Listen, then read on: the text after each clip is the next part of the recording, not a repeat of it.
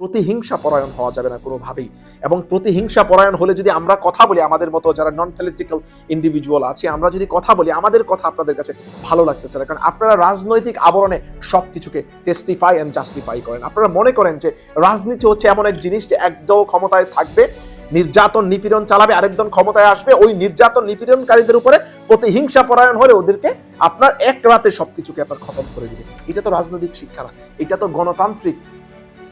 গণতান্ত্রিক ওয়েতে বাংলাদেশকে পুনর্বিনির্মাণের কোনো আপনার মডুয়াল হতে পারে না। আপনারা যদি এখন প্রতিহিংসা পরায়ণ হয়ে আওয়ামী লীগের লোকের উপরে আপনারা এক্সট্রা জুডিশিয়াল কিলিং করেন বা ওদেরকে কিল করেন, ওদেরকে, হ্যাঁ, আপনি একটা গণ অভ্যুত্থানের মধ্যে বাংলাদেশ ছিল, ওই সময় আপনি যা করছেন everything fair in love and war. আপনি যুদ্ধের মধ্যে যা করছেন হয়তো এটা ফেয়ার ছিল, আপনার to take a control of the war, আপনি হয়তোবা ক্ষতিগ্রস্ত করছেন বিভিন্ন জায়গার মধ্যে, বিভিন্ন ভাবে আপনি সেলফ ডিফেন্সের মতো আপনি ওই জায়গার মধ্যে অবস্থান নিছেন। ওরা আক্রমণ করছে, আপনারা আক্রমণ করছে, which is in some way may be accepted to the world, right? Accepted or maybe legitimate. But আপনারা এখন যা করতেছেন এক্সট্রা জুডিশিয়াল কিলিং থেকে শুরু করে একটা কোর্ট প্রাঙ্গণে আপনার বিভিন্ন যারা আপনার ধরেন পটেনশিয়াল যারা আপনার পারপেটেটরস, আপনি ওদেরকে হামলা করতেছেন, ফিজিক্যালি অ্যাসল্ট করতেছেন। ভাই, গণতান্ত্রিক উপায়ে যদি আপনি রাষ্ট্র বিনির্মাণ করতে চান, সর্বপ্রথম আপনার ওই দেশের রাষ্ট্রের সিটিজেনরা কতটুকু নিরাপদ ওইটার উপরে আপনার ইভ্যালুয়েট হবে। আপনার রাষ্ট্রীয় মানুষজন কতটা নিরাপদ ওইটার উপরে আপনার ইভ্যালুয়েশন হবে। ওইটার যদি ভ্যালুয়েশন খারাপ থাকে, আপনি কোনোভাবেই রাষ্ট্রীয় যে উন্নত রাষ্ট্র কাঠামো বা উন্নত রাষ্ট্র কাঠামো ব্যবস্থা ওই যে র্যাঙ্কিং এর মধ্যে আপনি ধারে কাছে পারবেন না যাওয়ার জন্য, কারণ আপনার দেশের নাগরিকরা নিরাপদ না। আপনার একটা দেশ কতটা উন্নত ওইটা নির্ভর করে ওই দেশের নারীরা কতটা নিরাপদ, ওই দেশের নাগরিকরা কতটা নিরাপদ। এটা আন্তর্জাতিক স্কেল, এটা হচ্ছে আন্তর্জাতিক টেস্টিফাইং স্কেল। 300 এমপি থেকে 300 এমপি উধাও হয়ে গেছে, প্রধানমন্ত্রী উধাও হয়ে গেছে, আরেক দেশে পলায়ন করছে।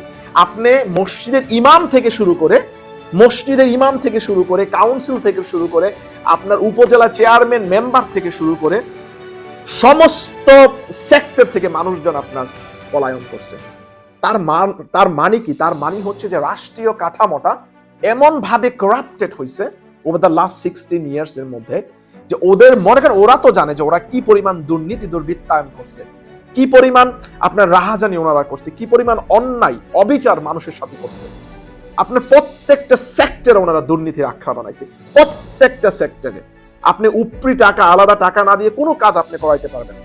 আপনি আলাদা টাকা না দিয়ে আপনার পাসপোর্ট করাইতে পারবেন না। আপনি আলাদা টাকা না দিয়ে একটা জন্ম সনদ আপনি মেম্বারের কাছ থেকে পারেন নাই নেওয়ার জন্য। আপনি আলাদা টাকা না দিয়ে একটা মানে ক্যারেক্টার সার্টিফিকেট আপনার লোকাল ইউনিয়ন পরিষদ থেকে পারেন নাই নেওয়ার জন্য। এই পরিমাণের দুর্নীতি বাংলাদেশের মধ্যে বিগত 16 বছরে আপনার হয়েছে। এই যে দুর্নীতির আখড়া বাংলাদেশের মধ্যে আপনারা প্রতিষ্ঠিত করছিলেন, আজকে আপনারা কোন অবস্থানের মধ্যে আছেন? আসসালামু আলাইকুম ওয়া রাহমাতুল্লাহি ওয়া বারাকাতুহু। আশা করি সবাই ভালো, সুস্থ এবং নিরাপদে আছেন। খুবই গুরুত্বপূর্ণ রাজনৈতিক কিছু শিক্ষা সকলের জন্য। আমি এটাকে ট্রাই করব আমার জায়গা থেকে আপনার এলিমিনেট করার জন্য, কারণ সবাই মোটামুটি টের পাইছেন, হয়তোবা ধরে নিছেন। আমি আমার জায়গা থেকে একটু ট্রাই করব এলিমিনেট করার জন্য যে বর্তমান আওয়ামী লীগের কি অবস্থা, মানে একটা নাজেহাল অবস্থা বর্তমানে আওয়ামী লীগের। হ্যাঁ, আওয়ামী লীগের যারা রাজনীতি করছে সবাই কি খারাপ? না, সবাই খারাপ না। কারণ একটা ঘরে যেমন 7টা ছেলে হলে 7টা ছেলেই ভালো হয় না, আবার একটা ঘরে 7টা ছেলে হলে 7টা ছেলেই কিন্তু খারাপ হয় না। সো আমি মনে করি যে আওয়ামী লীগের মধ্যে এখনো আদর্শিক কিছু রাজনীতিবিদ ছিল, আর যার সংখ্যাটা খুবই কম ছিল 2024 সালে। কারণ যে একটা রাজনৈতিক ব্যবস্থা ওনারা আপনার কায়েম করছে বিগত 16 বছর 4 মাসে, যে ওনারা আপনার দুর্নীতি দুর্বৃত্তায়ন এবং রাহাজানি, সন্ত্রাসী, চাঁদাবাজি, লুট, এটাকে ওনারা সংস্কৃতি বানায় নিছে, এবং এটাকেই ওনারা মনে করছে যে একটা সুস্থ সংস্কৃতি এবং একটা সুস্থ পলিটিক্যাল এনভায়রনমেন্ট। এবং এর বাইরে যদি আপনি কোনো অ্যাটিটিউড করেন বা এর বাইরে যদি আপনি কোনোভাবে নিজেকে পোট্রে করতে চান, আপনি সংখ্যালঘু। মানে আপনি যদি সত্যের পক্ষে থাকতে চান, অন্যায়ের বিরুদ্ধে কথা বলতে চান, রাষ্ট্রীয় কোনো অপব্যবহার বা বেআইনি কোনো কাজের বিরুদ্ধে আপনার অবস্থান থাকে, তাহলে আপনি সংখ্যালঘু। আপনাকে রাষ্ট্রীয় সমস্ত টুলস ব্যবহার করে ওরা চেষ্টা করছে কোনোভাবে দাবানো যায় কিনা। আপনি একটা কার্টুন আঁকছেন ব্যঙ্গাত্মক করে, আপনি কার্টুন আঁকছেন আপনার ঘৃণার জায়গা থেকে, রাষ্ট্রীয় এই আপনার দুর্নীতি দুর্বৃত্তায়নকে আপনি পোট্রে করছেন একজন শিল্পী হিসেবে, এইটাকেও ধরেন ওনারা অফেন্সিভ হিসেবে নিয়ে নিবে। অফেন্সিভ হিসেবে নিয়ে কিন্তু ওনারা চেষ্টা করবে কোনোভাবে এইটাকে ব্যবহার করে আপনাকে, ধরেন এই যে ডিজিটাল সিকিউরিটি অ্যাক্ট, হ্যান ত্যান, আরো কত কিছু আপনারা জানেন যে মানে মানুষকে আপনার মানে ডেস্ট্রয় করার জন্য, বাংলাদেশের সিটিজেনদেরকে আপনার ডেস্ট্রয় করার জন্য ওনারা কত ধরনের টুলস, কত ধরনের আপনার রাষ্ট্রীয় আপনার কাঠামো যে ওনারা পরিবর্তন করছে। সো আজকে সেই আওয়ামী লীগ বর্তমানে কোন জায়গার মধ্যে আছে আপনারা চিন্তা করেন। যে প্রান্তিক পর্যায়ে আপনি যদি একদম আরবান সাইডে আপনি চিন্তা করেন, যে প্রান্তিক পর্যায়ে যারা রাজনীতি করে তাদের অবস্থা বেহাল বর্তমানে। কারণ ওনাদের সর্বোপরি যিনি রাজনৈতিক অভিভাবক ছিল শেখ হাসিনা, উনি কিন্তু পলায়ন করে ভারতে চলে যায়, যেটা হিস্ট্রি। আমাদের বাংলাদেশ জন্মের পর থেকে, জন্ম লগ্ন থেকে 1971-এর পর থেকে বাংলাদেশের এমন কোনো রাষ্ট্র শাসক নাই বা রাষ্ট্রপ্রধান ছিল না যারা ক্ষমতাচ্যুত হওয়ার পরে এইরকম ভাবে দেশ ত্যাগ করে ওনাদের সকল নেতা নেত্রী সবাইকে পানির মধ্যে রেখে একটা বিশাল সাগরের মধ্যে ফেলে দিয়ে এইরকম ভাবে নেত্রী চলে গেছে, এরকম কোনো হিস্ট্রি কিন্তু বাংলাদেশের মধ্যে ছিল না। এবং বাংলাদেশের মধ্যে এরকম কোনো হিস্ট্রি আমরা এক্সপিরিয়েন্স করিনি, যেটা শেখ হাসিনা এই নতুন ইতিহাস আপনার সৃষ্টি করে দিয়ে গেল। আপনি দেখেন যে 1990 সালে স্বৈরাচার এরশাদ পতনের মাধ্যমে বাংলাদেশের মানুষ স্বৈরাচার মুক্ত একটা বাংলাদেশ পাইছিল 1990-তে।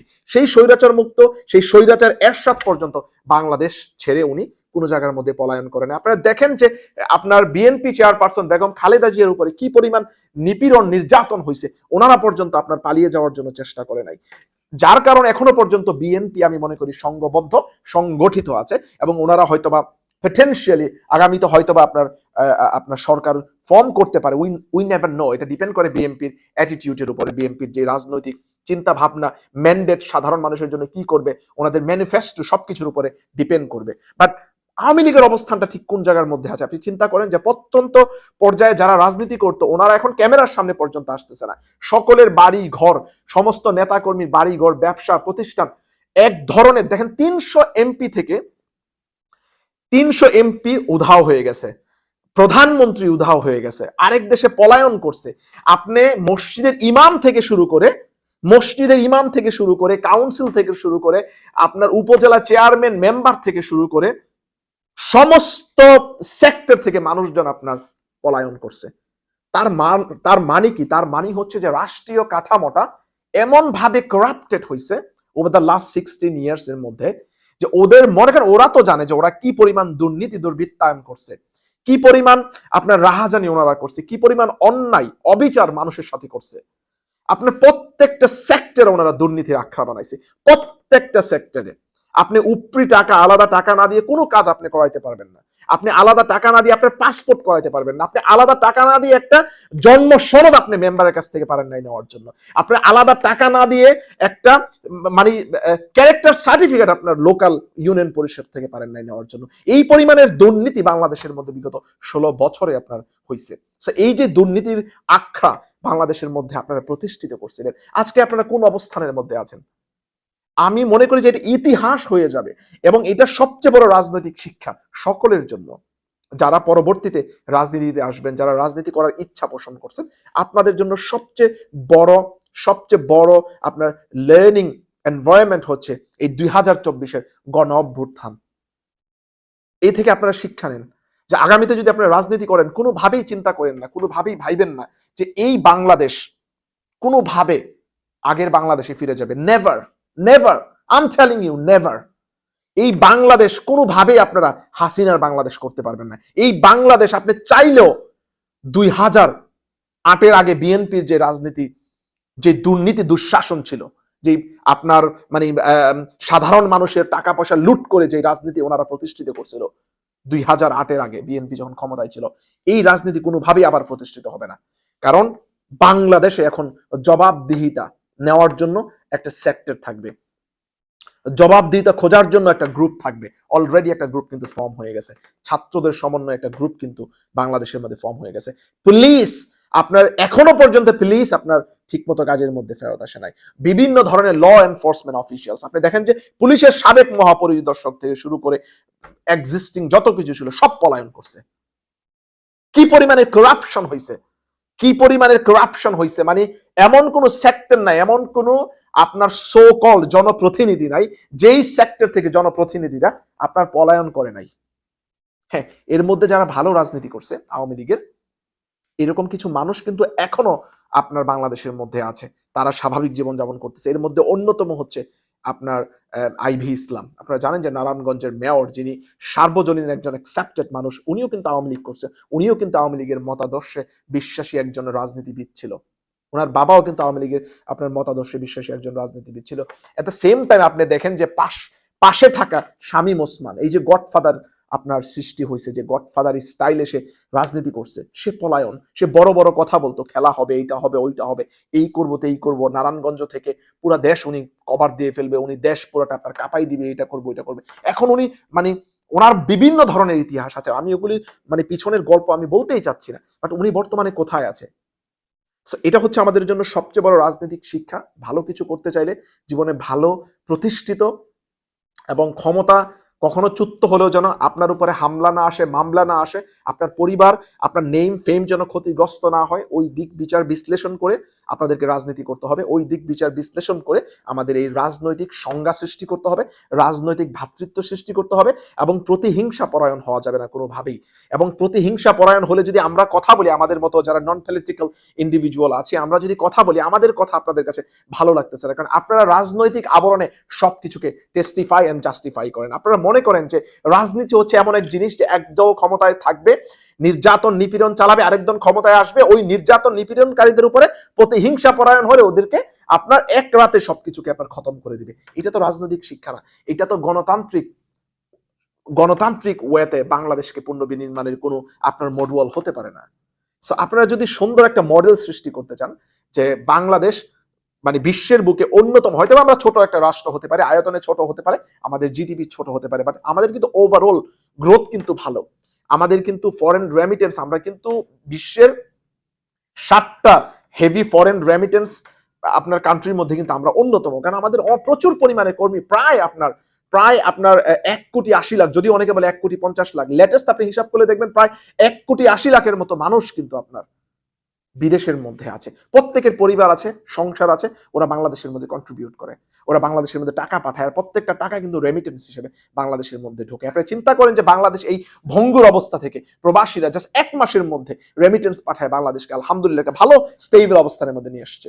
সো এরকম ভাবে ভালো হবে। সো আমাদের বাংলাদেশ সম্ভাবনাময় বাংলাদেশ, আমাদের বাংলাদেশকে ভালোবাসতে হবে সর্বোপরি, আমাদের ইন্ডিপেন্ডেন্টলি আমাদেরকে ভালোবাসতে হবে, দল মত সবকিছুর ঊর্ধ্বে উঠে বাংলাদেশের স্বার্থ আমাদেরকে চিন্তা করতে হবে। আপনারা যদি এখন প্রতিহিংসা পরায়ণ হয়ে আওয়ামী লীগের লোকের উপরে আপনারা এক্সট্রা জুডিশিয়াল কিলিং করেন বা ওদেরকে কিল করেন, ওদেরকে, হ্যাঁ আপনি একটা গণ অভ্যুত্থানের মধ্যে বাংলাদেশ ছিল, ওই সময় আপনি যা করছেন everything fair in love and war, আপনি যুদ্ধের মধ্যে যা করছেন হয়তো এটা ফেয়ার ছিল, আপনার to take a control of the war, আপনি হয়তোবা ক্ষতিগ্রস্ত করছেন বিভিন্ন জায়গার মধ্যে, বিভিন্ন ভাবে আপনি সেলফ ডিফেন্সের মতো আপনি ওই জায়গার মধ্যে অবস্থান নিছেন, ওরা আক্রমণ করছে, আপনারা আক্রমণ করছে, which is in some way may be accepted to the world, right? Accepted or maybe legitimate. But আপনারা এখন যা করতেছেন এক্সট্রা জুডিশিয়াল কিলিং থেকে শুরু করে একটা কোর্ট প্রাঙ্গণে আপনার বিভিন্ন যারা আপনার ধরেন পটেনশিয়াল যারা আপনার পারপেটেটরস, আপনি ওদেরকে হামলা করতেছেন, ফিজিক্যালি অ্যাসল্ট করতেছেন। ভাই, গণতান্ত্রিক উপায়ে যদি আপনি রাষ্ট্র বিনির্মাণ করতে চান, সর্বপ্রথম আপনার ওই দেশের রাষ্ট্রের সিটিজেনরা কতটুকু নিরাপদ ওইটার উপরে আপনার ইভ্যালুয়েট হবে, আপনার রাষ্ট্রীয় মানুষজন কতটা নিরাপদ ওইটার উপরে আপনার ইভ্যালুয়েশন হবে। ওইটার যদি ভ্যালুয়েশন খারাপ থাকে, আপনি কোনোভাবেই রাষ্ট্রীয় যে উন্নত রাষ্ট্র কাঠামো বা উন্নত রাষ্ট্র কাঠামো ব্যবস্থা, ওই যে র্যাঙ্কিং এর মধ্যে আপনি ধারে কাছেও পারবেন না যাওয়ার জন্য, কারণ আপনার দেশের নাগরিকরা নিরাপদ না। আপনার একটা দেশ কতটা উন্নত ওইটা নির্ভর করে ওই দেশের নারীরা কতটা নিরাপদ, ওই দেশের নাগরিকরা কতটা নিরাপদ। এটা আন্তর্জাতিক স্কেল, এটা হচ্ছে আন্তর্জাতিক টেস্টিফাইং স্কেল। সো আপনার সাময়িকভাবে কথা ভালোই লাগবে না, কারণ আপনি হয়তোবা যারা কথা শুনতেছেন বেশিরভাগ মানুষই হচ্ছে দুইটা দলের, একটা হচ্ছে আওয়ামী লীগ, একটা হচ্ছে বিএনপি। যারা ইন্ডিপেন্ডেন্টলি, যারা আপনার ইমপার্শিয়ালি কথা বলে, ফর এক্সাম্পল আমাদের মতো ছোট মানুষ যারা আমাদের কোনো দল নাই, মত নাই, আমাদের দলীয় কোনো আপনার আইডিওলজি বা ফিলসফি নাই, তারা কিন্তু আমরা কথা বলবো একটা সেন্ট্রাল পয়েন্টের মধ্যে, ভারসাম্য রেখে, চেক এন্ড ব্যালেন্স রেখে, যেটা আপনার ন্যায্য ওইটা নিয়ে কথা বলবো। ওই কথাগুলো আপনাদের পছন্দ হবে না, কারণ আমি অনেক দেখছি যে আপনার আওয়ামী লীগের পক্ষে যদি কথা বলতে যাই এখন, যারা নিপীড়িত হচ্ছে, বিএনপির মানুষজন বা সাধারণ মানুষ পছন্দ করতেছে না, মানে হোয়াট দ্য হেল। তাহলে আপনারা কেন বাংলাদেশে এই গণ অভ্যুত্থান করছিলেন? কেন আপনারা নতুন বাংলাদেশ বিনির্মাণের এই স্লোগান ধারণ করতেছেন, কেন মরতেছেন? যে মুক্তিযুদ্ধের যে চেতনা, সাম্য, মানবিক মর্যাদা, সামাজিক ন্যায় বিচার বাংলাদেশে আপনারা প্রতিষ্ঠিত করবেন। যদি এগুলি আপনারা আসলেই চান প্রতিষ্ঠিত করার জন্য, তাহলে ঠিক এভাবেই গণতান্ত্রিক আকাঙ্ক্ষাকে বাস্তবায়ন করে বাংলাদেশকে এগিয়ে যাওয়া লাগবে। আর একটা গণতান্ত্রিক আকাঙ্ক্ষা হচ্ছে ওই দেশের মধ্যে রুল অফ ল থাকবে, হিউম্যান রাইটস থাকবে, এবং সকলের আপনার কথা বলার অধিকার থাকবে, সকলের বিচার চাওয়া এবং বিচার পাওয়ার অধিকার থাকবে। আপনি কাউকে এক্সট্রা জুডিশিয়াল কিল করতে পারবেন না। আপনি কাউকে চাইলেই ক্ষমতার অপব্যবহার করে, আপনি অ্যাডমিনিস্ট্রেটিভ পাওয়ার ব্যবহার করে আপনি কাউকে আপনি চাইলেই আপনার ধরেন মানে ওনার যেই বক্তব্যটাকে ডিমোরালাইজ আপনি পারবেন না করার জন্য। আমাদের সবকিছুই কিন্তু মানে কনসিডার করা হবে আগামীর বাংলাদেশের মধ্যে। সবকিছুকে ইভালুয়েট করেই কিন্তু পৃথিবী, বিশ্ব আমাদের বাংলাদেশকে র্যাঙ্ক করবে। My dear brother and sister, সবকিছুর ঊর্ধ্বে আমাদের বাংলাদেশ, সবকিছুর ঊর্ধ্বে আমাদের মায়ের ন্যায় এই মাতৃভূমি। এই মাতৃভূমিকে যদি আমরা ভালো একটা জায়গার মধ্যে চাই নিয়ে যাওয়ার জন্য, ভালো একটা অবস্থানে চাই আপনার পৌঁছে দেওয়ার জন্য, আমাদেরকে সবাইকে ইমপার্শিয়ালি থিঙ্কিং করতে হবে, নিরপেক্ষভাবে থিঙ্ক করতে হবে যে আসলে কি এটা রাইট করতেছে কিনা। আমাদেরকে প্রতিহিংসা পরায়ণ হওয়া যাবে না কোনোভাবেই, my dear brother and sister. So thank you very much. অনেক হয়তো বা ভারী ভারী কথা বলে ফেলছি, কিছু মনে করবেন না, গুরু পাণ্ডিত্য এরকম কোনো কিছুই না। আসলে এই জায়গা থেকে এই কথাগুলি আমার কাছে মনে হয় যে বলাটা ইম্পর্টেন্ট। শোনা বা শুনে কয়জন পরিবর্তন হবে এটা যার যার ব্যক্তিগত বিষয়। আমি যদি একজন মানুষকে পরিবর্তন করতে পারি, সেটা হোক আমার ছোট ভাই, সেটা হোক আমার ঘরের লোক, আমি মনে করি যে আমার কথা বলা সার্থক হবে। এবং আমাদেরকে এই কথাগুলি বলে যাওয়া লাগবে। আপনি চিন্তা করেন যদি কথা আপনারা না বলেন, এবং আমরা একসময় কিন্তু একটা স্লোগানও তুলছি যে আমরা একজন কথা বললে কি হবে। আজকে দেখেন যে আমরা সকলের কথা বলার কারণে কিন্তু এই পরিবর্তনগুলি আসতেছে। আপনি দেখেন যে লাস্ট যাকে আপনার অ্যারেস্ট করা হলো, আমি ওনার নাম ভুলে গেছি, হাজি সেলিম নাকি কি, ওনাকে কিন্তু আপনার কোর্ট প্রাঙ্গণের মাঝে ফিজিক্যালি অ্যাসল্ট করা হয় নাই। তার অন্যতম কারণ ছিল আপনার যখন এই যে দরবেশ বাবা থেকে শুরু করে, দীপমণি থেকে শুরু করে, আইনমন্ত্রী, যাদেরকে আপনার ফিজিক্যালি অ্যাসল্ট বা ডিম টিম মারা হয়েছিল, এরপরে কিন্তু বাংলাদেশের কিছু মানুষ, সাধারণ মানুষ যারা ইম্পার্শিয়ালি আপনার পলিটিক্সের মধ্যে নাই, তারা কিন্তু কথা বলছে, এবং এই কথাটাকে কিন্তু ওনারা মূল্যায়ন করছে। পরবর্তীতে কিন্তু সিকিউরিটি আপনার জোরদার করা হয়েছে কোর্ট প্রাঙ্গণের মধ্যে। অ্যাজ এ রিজাল্ট কিন্তু পরবর্তীতে আর কোনো ধরনের কোনো ফিজিক্যাল অ্যাসল্ট হয় না। সো কথা বলাটা ইজ ভেরি ইম্পর্টেন্ট। আপনি যদি মনে করেন যে এই কথার কোনো ইম্প্যাক্ট নাই, ইটস অ্যাবসলিউটলি মানে আমি বলবো যে মানে মানে ননসেন্স। আপনার কথার অবশ্যই মূল্যায়ন হচ্ছে। আপনি যে কথা বলতেছেন এটা পরিবর্তন হচ্ছে, কারণ আপনার ঘর থেকে পরিবর্তনটা শুরু হচ্ছে। কারণ আমরা তো কেউই ঘরের বাইরে না, আমরা আমাদের প্রত্যেকের ঘর আছে, আমাদের প্রত্যেকের পরিবার আছে, আমরা প্রত্যেকেই একটা মা বা একটা বাবার সন্তান, রাইট? সো আমাদের ঘর যদি পরিবর্তন হয়, প্রত্যেকটা ঘর যদি পরিবর্তন হয়, তাহলে তো বাংলাদেশ পরিবর্তন, তাহলে তো আমাদের সমাজ পরিবর্তন হবে, ঠিক না? So that's all for saying today. আসসালামু আলাইকুম ওয়া রাহমাতুল্লাহি ওয়া বারাকাতুহু। আপনারা যদি এখন প্রতিহিংসা পরায়ণ হয়ে আওয়ামী লীগের লোকের উপরে আপনারা এক্সট্রা জুডিশিয়াল কিলিং করেন বা ওদেরকে কিল করেন, ওদেরকে, হ্যাঁ, আপনি একটা গণ অভ্যুত্থানের মধ্যে বাংলাদেশ ছিল, ওই সময় আপনি যা করছেন, everything fair in love and war. আপনি যুদ্ধের মধ্যে যা করছেন হয়তো এটা ফেয়ার ছিল, আপনার to take a control of the war. আপনি হয়তোবা ক্ষতিগ্রস্ত করছেন বিভিন্ন জায়গার মধ্যে, বিভিন্ন ভাবে আপনি সেলফ ডিফেন্সের মতো আপনি ওই জায়গার মধ্যে অবস্থান নিছেন। ওরা আক্রমণ করছে, আপনারা আক্রমণ করছে, which is in some way may be accepted to the world, right? Accepted or maybe legitimate. But আপনারা এখন যা করতেছেন এক্সট্রা জুডিশিয়াল কিলিং থেকে শুরু করে একটা কোর্ট প্রাঙ্গণে আপনার বিভিন্ন যারা আপনার ধরেন পটেনশিয়াল যারা আপনার পারপেটেটরস, আপনি ওদেরকে হামলা করতেছেন, ফিজিক্যালি অ্যাসল্ট করতেছেন। ভাই, গণতান্ত্রিক উপায়ে যদি আপনি রাষ্ট্র বিনির্মাণ করতে চান, সর্বপ্রথম আপনার ওই দেশের রাষ্ট্রের সিটিজেনরা কতটুকু নিরাপদ ওইটার উপরে আপনার ইভ্যালুয়েট হবে। আপনার রাষ্ট্রীয় মানুষজন কতটা নিরাপদ ওইটার উপরে আপনার ইভ্যালুয়েশন হবে। ওইটার যদি ভ্যালুয়েশন খারাপ থাকে, আপনি কোনোভাবেই রাষ্ট্রীয় যে উন্নত রাষ্ট্র কাঠামো বা উন্নত রাষ্ট্র কাঠামো ব্যবস্থা, ওই যে র্যাঙ্কিং এর মধ্যে আপনি ধারে কাছেও পারবেন না যাওয়ার জন্য, কারণ আপনার দেশের নাগরিকরা নিরাপদ না। আপনার একটা দেশ কতটা উন্নত ওইটা নির্ভর করে ওই দেশের নারীরা কতটা নিরাপদ, ওই দেশের নাগরিকরা কতটা নিরাপদ। এটা আন্তর্জাতিক স্কেল, এটা হচ্ছে আন্তর্জাতিক টেস্টিফাইং স্কেল।